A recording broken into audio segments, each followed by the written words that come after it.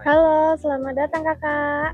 Kenalin, nama saya Revalina sebagai konselor yang akan mendampingi kakak dalam beberapa menit ke depan. Boleh kakak memperkenalkan namanya? Nama saya David Jensen, Kak. Oh ya, tadi kakak kesini sama siapa? Sama naik apa? Kebetulan saya tadi sendirian di sini, Kak. Naik motor. Oh iya, umur kakaknya berapa? Kak boleh tahu? Umur saya 19 tahun, Kak. Kakak ada perlu apa datang ke sini? Saya datang ke sini untuk cerita tentang keluh kesah saya selama kuliah di UIN ini, Kak. Saya kan mahasiswa baru. Baik, makasih udah memperkenalkan diri kakak. Sekarang aku ingin memahami masalah kakak lebih jelas atau situasi yang sedang kakak hadapi. Di sini kakak nggak perlu khawatir atau merasa terburu-buru.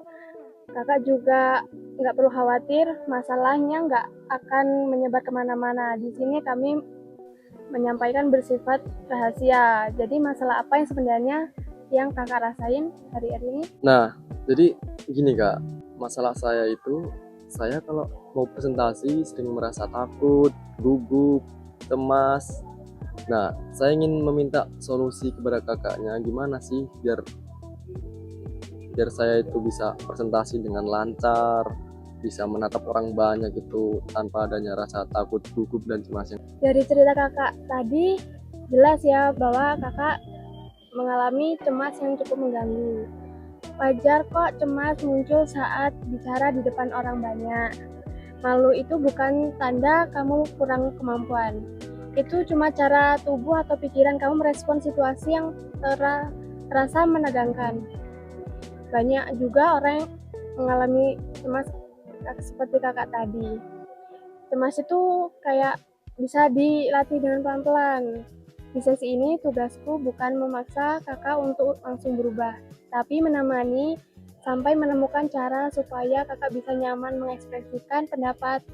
Jadi kita bakal ambil langkah-langkah kecil dulu. Latihan pelan-pelan, misalnya kayak berbicara di depan cermin setiap hari rutin, atau enggak kayak sebelum kakak ngomong di depan banyak orang, kakak itu coba siapin 1 sampai 2 kalimat inti yang ingin kakak sampaikan. Kalimatnya nggak perlu panjang. Dengan begitu kakak nggak bakal bingung lagi di depan atau aku lupa.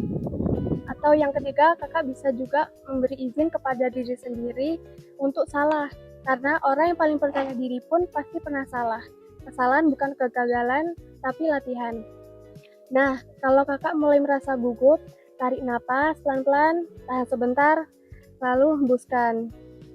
Teknik sederhana ini bisa bantu ngurangin cara gugup sebelum kakaknya berbicara depan umum. Baik, Kak, saya akan sedikit melakukan contoh yang kakak berikan tadi. Tarik nafas, hembuskan.